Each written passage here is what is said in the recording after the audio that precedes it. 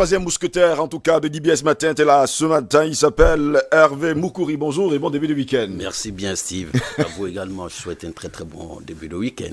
J'espère que le week-end sera bien. On croise les doigts. On croise les doigts, parce que rester à la maison, c'est pas aussi facile que ça, regarder la télévision. Et surtout qu'il n'y a pas de match de foot. Il n'y a pas de match de foot.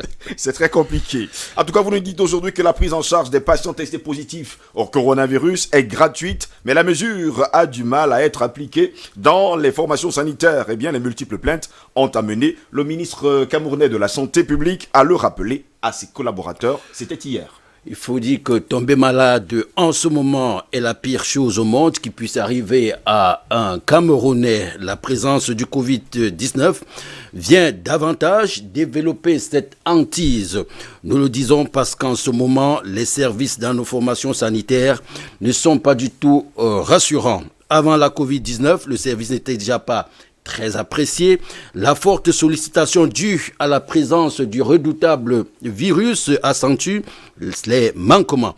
L'un des plus grands manquements, justement, est d'ordre financier.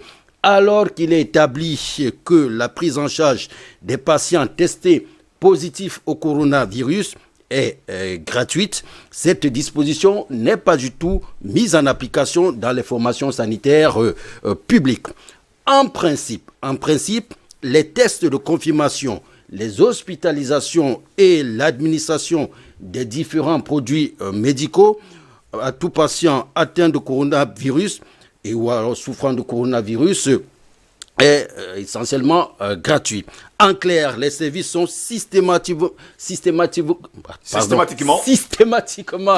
gratuits. Malheureusement, la réalité est tout autre dans nos hôpitaux où des manœuvres peu recommandables, pas du tout catholiques dans la gestion de la pandémie Covid-19 ont actuellement cours.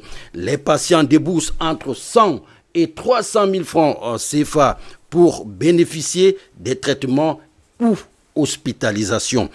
À l'hôpital La Quintini, pour ne prendre que cet exemple, l'hôpital La Quintini qui est une structure étatique, pour se faire dépister, certains patients ont déboursé 68 000 francs CFA. Pour les responsables de l'hôpital La Quintini, la raison est toute trouvée. Les résultats du dépistage au Covid-19 à l'aide des tests est lent. Alors, il faut utiliser le scanner qui donne des résultats plus rapides. Sauf que le scanner qui se trouve à l'hôpital La Quintini de Douala n'appartient pas à cet hôpital, donc n'appartient pas à l'État. Le circuit, vous pouvez bien l'imaginer, est bien ouvert aux grandes dames des patients. Tant pis pour vous si vous êtes pauvre. Dans 98 pays, rappelons-le, dans 98 pays frappés par la Covid-19, la prise en charge est gratuite. Le Cameroun, comme toujours, se fait remarquer négativement.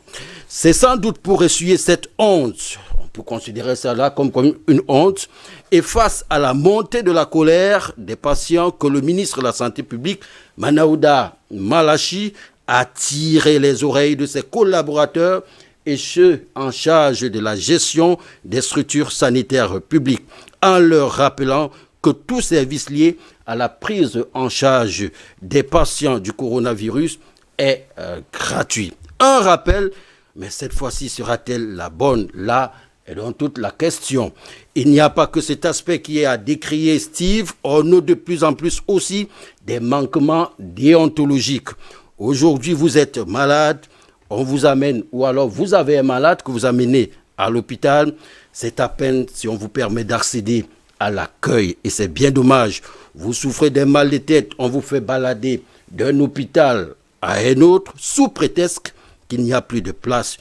D'ailleurs, une patiente a rendu l'âme dimanche dernier à l'hôpital gynéco-obstétrique de Yassa. Après 5 heures d'attente dans la voiture, la pauvre avait été éconduite dans 3 hôpitaux de la ville de Douala.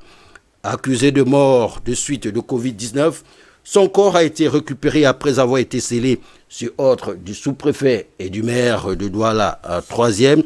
Elle a été inhumée avec un autre corps recueilli cette fois-ci à l'hôpital de Lokbaba pour le cimetière de Niala Parizo où les 2 corps ont été enterrés dans une seule et même tombe. Triste réalité, on va dire chienne de vie. Le monde est formidable, vivons seulement.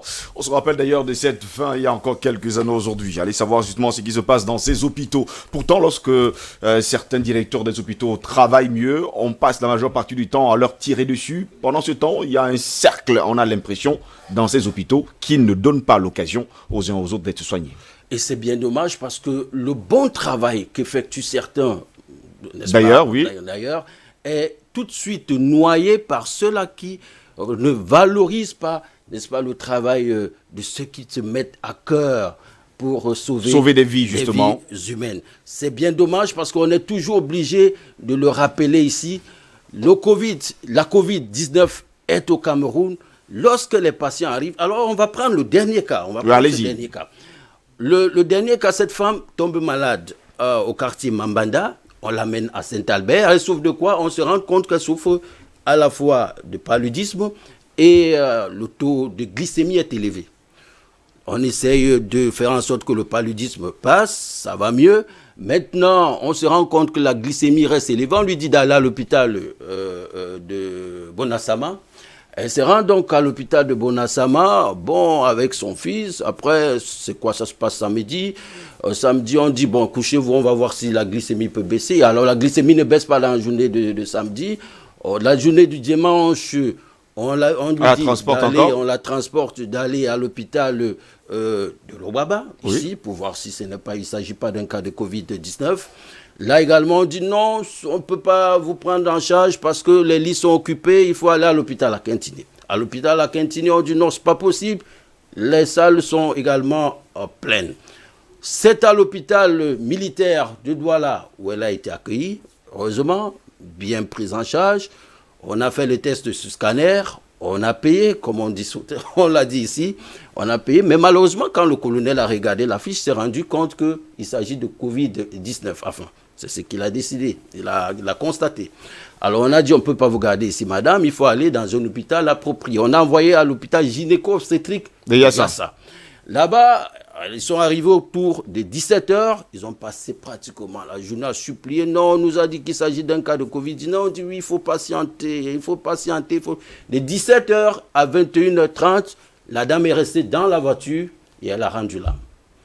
On leur dit maintenant, comme elle a rendu l'âme, il ne faut pas sortir de l'hôpital. Il faut attendre les autorités pour voir s'il s'agit vraiment d'un cas de Covid-19.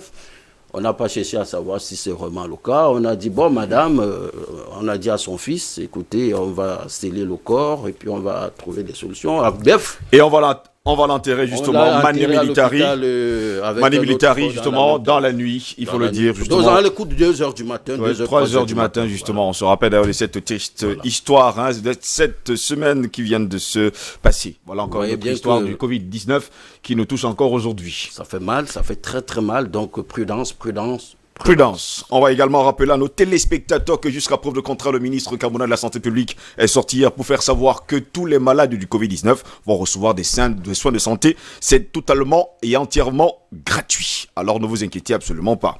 Eve Moukouri, je vous dis merci d'avoir été là ce matin. C'est partagé. On va se retrouver lundi et j'espère en grande forme, il faut le dire également. Reposez-vous. N'oubliez pas surtout de cacher votre nez et surtout votre bouche. Lavez-vous les mains régulièrement, buvez chaud et retrouvons-nous lundi prochain. Merci infiniment.